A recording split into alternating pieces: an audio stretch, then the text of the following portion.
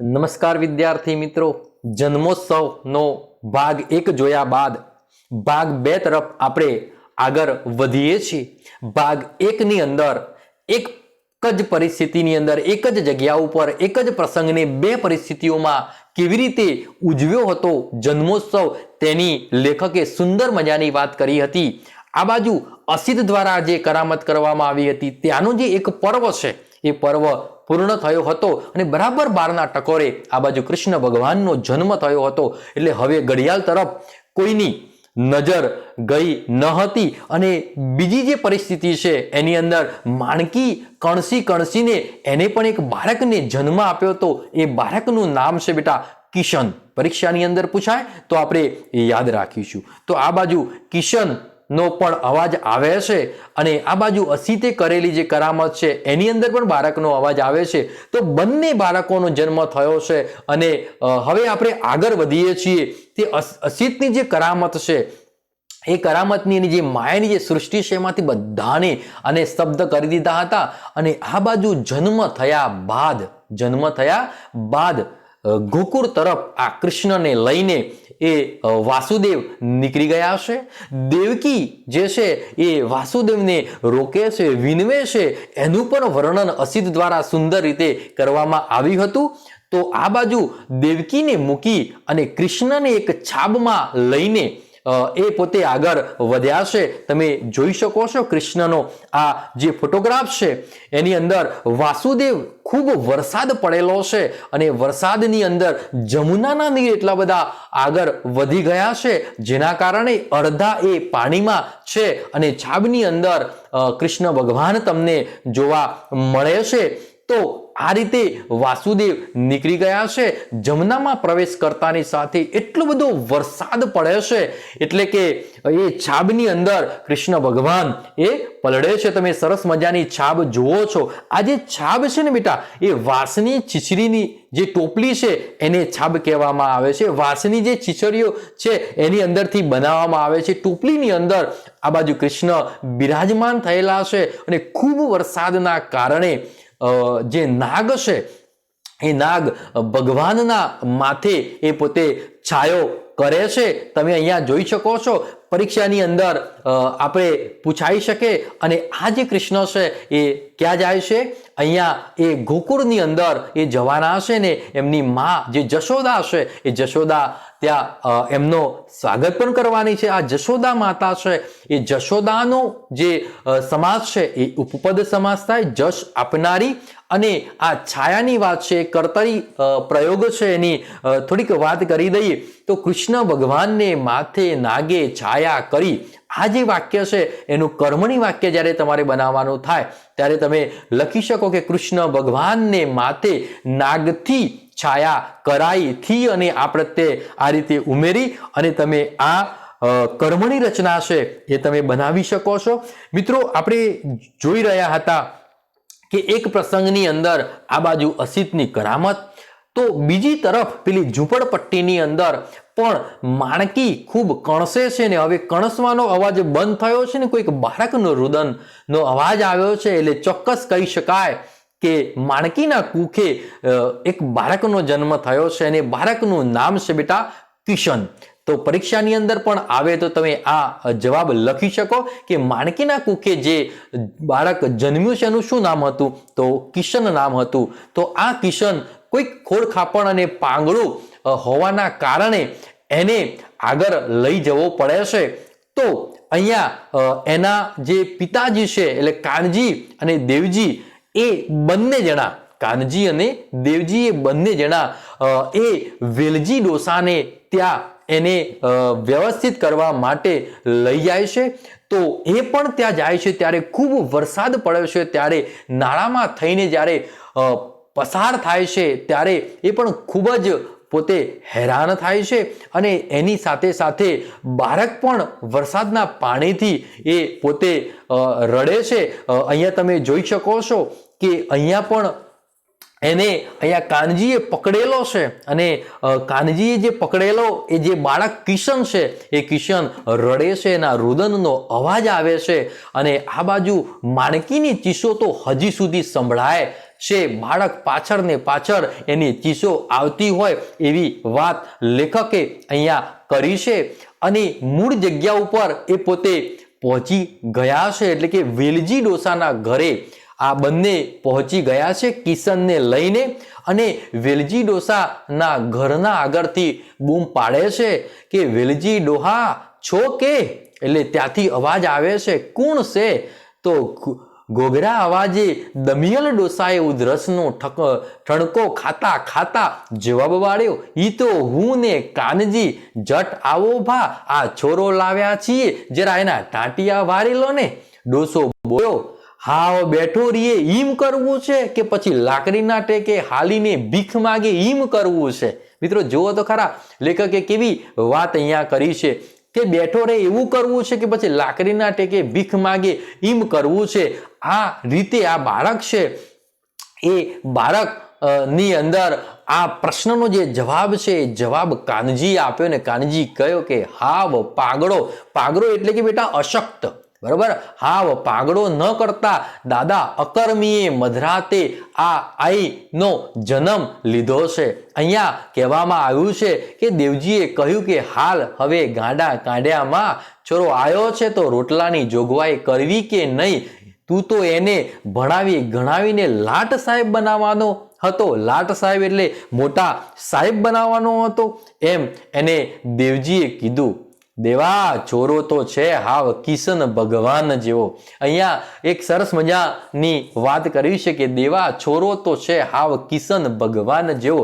આ જે વાક્ય રચના છે એ વાક્ય રચના એ અલંકાર તરીકે પૂછાય તો તમે લખી શકો, કારણ કે દેવા છોરો તો કિશન ભગવાન જેવો છે. આ છોકરાને કેવો કીધો છે? કિશન ભગવાન જેવો કીધો છે. તો જેવો શબ્દ દ્વારા અહીંયા ઉપમા અલંકાર પ્રયોજી અને લેખકે આપણને સરસ મજાની વાત એ એમની વાક્ય રચનાની અંદર આપણને કરી છે. મિત્રો આગળ આપણે વધીએ છીએ એમ કહેતા વર્ષોના અનુભવી હાથાએ પરવારમાં બાળકના ઘૂંટણને મરડીને બેટા ટચકા ફોડી દીધા. અને બેટા ટચકા ફોડી નાખવા એટલે શું? તો કટાક અવાજ સાથે પગના હાડકા તોડી એને શું બનાવી દેવો? અપંગ બનાવી દેવો, અશક્ત બનાવી દેવો, એને લંગડો બનાવી દેવો એવો શબ્દ પ્રયોગ થઈ શકે. તો ટાચકા ફોડી નાખવા એનો જવાબ આ રીતે તમે લખી શકો. અને ઉપમા અલંકાર પણ સુંદર રીતે અહીંયા કવિ લેખકે આપણને પ્રયોજ્યો છે. આગળ વધીએ છીએ મિત્રો, આ તરફ થયું છે તો બીજી તરફ આપણે પ્રયાસ કરીએ તો ભગવાન ગોકુળ પહોંચ્યા છે. અસિતની કરામતની વાત, બીજા પ્રસંગની વાત કરીએ છીએ તો ભગવાન આ બાજુ ગોકુળ પહોંચ્યા છે. ગોકુળમાં ઉત્સવ મન્યો છે. ઉત્સવ એટલે ઉત વત્તા સવ, એની સંધિ પણ તમે છૂટી પાડી શકો. જશોદા મૈયા, અહીંયા પ્રશ્ન કહેવામાં આવ્યો છે કે જશોદા મૈયાએ આપણને ત્યાં આ દરેક ઉત્સવને વધાવી લીધો છે. ખેલ થયા છે અને બધા જ આનંદની અંદર એટલા બધા ઘરા બૂઢ થઈ ગયા છે કે જાણે દીપોત્સવ ના ઉજવાયો હોય. તો આ બાજુ એના ઉત્સાહની અંદર ત્યાં પંચાજીરી જે છે એ પણ વહેંચાઈ છે અને આખું જે વાતાવરણ જે બનાવ્યું છે તે અસીતે તો એને શાબાશી પણ આપવામાં આવી છે. બેટા અહીંયા તમે જોઈ શકો છો પંચાજીરી એટલે કે અજમો, કોપરું, ખસખસ, સવા અને સૂંઠના ભૂકામાં ખાંડ ભેળવી કરેલું જે મિશ્રણ છે ને બેટા એને પંચાજીરી તરીકે ઓળખવામાં આવે છે. તો શબ્દ સમૂહ માટે એક શબ્દ પૂછાય તો આ રીતે તમે લખી શકો. તો તમે જોઈ શકો છો તો બ્રિજની જે મંડળી છે એના જે પારાયણ છે એ પણ હવે ચાલુ થઈ ગયા છે અને સરસ મજાનો અહીંયા જે ખેલ છે વિશાખા અને ધનંજય ફરીથી અધૂરી પ્રાણગૃષ્ટિથી પૂરી કરવા ઉપલા મારે પાછા બધાની નજર સરકાવી ચડી ગયા છે. વૃંદાવનદાસની જે મંડળીનું જે ભાગવત પારાયણ છે બેટા એ પારાયણ છે એ પારાયણ પણ ચાલુ છે. જયાવંત શેઠાની હાલરડું ઉપાડ્યું છે. જાગો નંદ કે લાલ, ભોર ભાઈ જાગો નંદ કે લાલ. આ રીતે આ બાજુ બરાબર હાલરડા ઉપડ્યા છે. અને બીજી તરફ આપણે જોઈ શકીએ છીએ કે બીજા પ્રસંગની અંદર કવિ આપણને કહેવા માગે છે કે માણેકની જે ચીજ છે એ પાછા ફરેલા કાનજી અને દેવજીને વધાવ્યા છે. કારણ કે માણેકને પોતાનો જે પુત્ર છે એ લઈ ગયા હતા રાતોરાત. એ રડતી હતી, ચીસો પાડતી હતી, પણ ફરી એને વ્યવસ્થિત કરીને જ્યારે પાછા લાવ્યા છે ત્યારે માણેકની જે ચીસો છે એ કાનજી અને દેવજીને એને વધાવી લીધા છે. અને કહે છે કે દેવજીએ કહ્યું, ગાડી થામા માણકી, તારા નંદકુંવરને કોઈ ચોરી નથી ગયું. અહીંયા તમે જોઈ શકો છો નંદકુંવર એ તત્પુરુષ સમાસ છે કે તારા નંદકુંવરને કોઈ ચોરી ગયું નથી એમ કરી અને કહે છે આ તારો છોરો કાનજીની સામે ચિત્ર ખડું થઈ ગયું. દગતી બપોરે માણેકની સામે એ પતરાની નાનકડી ગાડીમાં પાંગડા કિશનને શહેરના રસ્તા વચ્ચે થઈને ખેંચી રહ્યો છે. પોતે આંધળો, સરસ મજાનો પ્રયોગ અહીંયા લેખકે કહ્યો છે કે પોતે આંધળો છે, દીકરો પાંગળો છે અને દુનિયા દેખતી છે અને ભગવાન કૃપાળુ છે. મોંમાં ધાન છે, દુનિયા પર વૈકુંઠ છે. ભગવાન ગોકુળથી પધારીને મથુરાના રાજા થયા છે. બધું સુખી છે. માના ખોળામાં, ખોળો એટલે કે ગોદમાં બેસીને માતાની જે અશ્રુધારાઓમાં નહાતો કિશન જાણે કે પિતાની આંખમાં સક્ષમ તરવરી ઉઠતા ભાવિના દર્શનને જોતો હોય એમ એકાએક હસી પડ્યો. પણ મેઘલી રાતના એ અંધારામાં માણેકને એ હાસ્ય દેખાતું નથી. અને આ મેઘલી જે રાત છે એટલે કે વાદળની જે ઘટા આકાશમાં છવાઈ ગઈ હોય એને મેઘલી રાત કહેવાય. તો એ મેઘલી રાતમાં પેલું હાસ્ય છે એ દેખાતું નથી. અહીંયા ગૃહ પ્રવેશમાંથી લેવામાં આવેલો આ જે નવલિકા છે એ અહીંયા પૂર્ણ કરીએ છીએ. અને આ બંને ભાગનું જે મૂલ્યાંકન છે એ મૂલ્યાંકન આપણે લઈ લઈએ છીએ ઝડપથી. તો મૂલ્યાંકન તરફ આપણે આગળ વધીએ તો હવે 30% OMR પ્રશ્નો પૂછાવાના છે ધોરણ 10ની પરીક્ષામાં, એવું નક્કી કર્યું છે. તો આવા પ્રશ્નો તમારે પરીક્ષામાં આવે એટલે આ મૂલ્યાંકન ખાસ તમે જોજો, લખજો. તમારા ચોપડાની અંદર ખૂબ જ ઉપયોગી બનશે. પહેલો જ પ્રશ્ન છે કે જન્મોત્સવ પાઠ શામાંથી લેવામાં આવ્યો છે? એ તો ગૃહ પ્રવેશમાં મારે આવ્યું છે લખાયું છે. લખાય જન્મોત્સવ પાઠ શામાંથી લેવામાં આવ્યો છે? તો ગૃહ પ્રવેશ સંગ્રહમાંથી લેવામાં આવ્યો છે. બીજો જે પ્રશ્ન છે એ અહીંયા તમે જોઈ શકો છો. બીજા પ્રશ્નની અંદર કે જન્મોત્સવ પાઠનો સાહિત્ય પ્રકાર જણાવો. તો આપ સર્વે જાણો છો કે જન્મોત્સવ જે છે એનો સાહિત્ય પ્રકાર શું છે? નવલિકા છે. શું છે? નવલિકા છે. બીજો પ્રશ્ન પૂછાય પરીક્ષામાં કે ઝૂંપડામાં કોણ કણસી રહ્યું છે? કાણસી પણ કણસી રહ્યું છે. આપ સર્વે જાણો છો કે ઝૂંપડામાં માણેક કણસી રહી છે. કોણ કણસી રહ્યું છે? માણેક કણસી રહી છે. જન્મોત્સવ નવલિકામાં મુખિયાજીએ શું પહેર્યું હતું? એ તો તમને આવડવું જ જોઈએ. તો જન્મોત્સવ નવલિકામાં મુખિયાજીએ શણિયું પહેર્યું હતું. આ પ્રશ્ન નોર્મલ છે બેટા, પણ હવે આવા પ્રશ્નો આવશે એટલે ખાસ તમે ધ્યાન રાખજો મિત્રો. અને આવા જ પ્રશ્નોનો જેટલા એકમો આપણા ચાલ્યા છે એ બધા જ એકમોના આવા પ્રશ્નો 20 પ્રશ્નો કાઢીને રોજ હું ટેસ્ટ લેવાનો છું. બીજા દિવસે એની આન્સર કી મૂકવાનો છું આ જ યુટ્યુબ ચેનલની અંદર. તો હજી પણ કોઈ વિદ્યાર્થીઓએ આ ચેનલને સબસ્ક્રાઇબ ન કરી હોય તો કરી લેજો, એટલે આ જે પ્રશ્નો છે એનો લાભ પણ તમને મળી શકે. ટૂંક જ સમયમાં દરેક પાઠમાંથી 20 પ્રશ્નો કાઢવાનો છું. બીજા દિવસે એ જ 20 પ્રશ્નોના જે જવાબો છે એ હું જવાબો મૂકવાનો પ્રયત્ન પણ કરવાનો છું. એટલે રોજે રોજનું કામ આપણે આવું કરવાના છે. તો સાથે સાથે પરીક્ષાના જે OMR છે એ પણ તૈયાર થાય. વ્યાકરણનો પ્રશ્ન અહીંયા હું મૂકું છું કે આકાશને કદીક વીજળી વિધી જતી હતી, વાક્યમાંથી ક્રિયા વિશેષણ શોધો. તો 4 ઓપ્શન છે એની અંદર આકાશ, કદીક, વિધિ અને વીજળી. તો બેટા મેં લખ્યો છે જવાબ કદીક.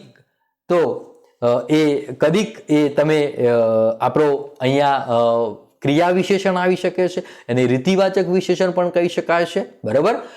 જશોદા શબ્દનો સમાસનો પ્રકાર તમે જણાવો. આપ જાણો છો, હમણાં જ મેં તમને કીધું હતું.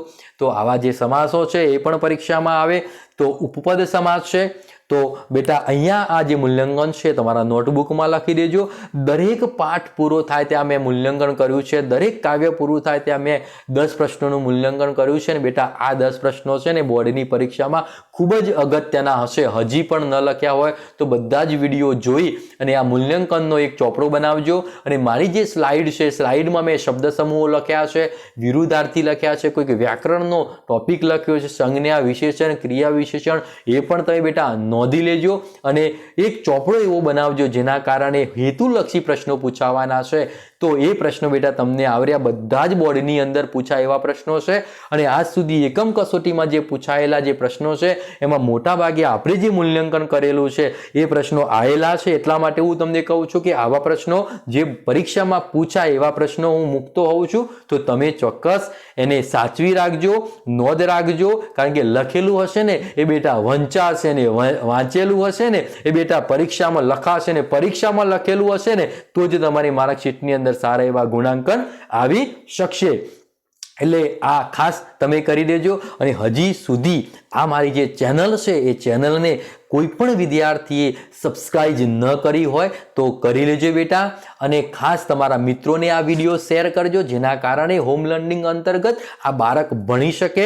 તો ચાલો મિત્રો, લાઈક કરજો, સબસ્ક્રાઇબ કરજો અને આ જે જ્ઞાનનું જે વહેતું ઝરણું છે ને એને તમે વહાવતા રહેજો જેના કારણે બધા જ એ પાણી પી શકે.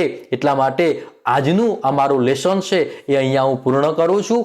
ચાલો મિત્રો.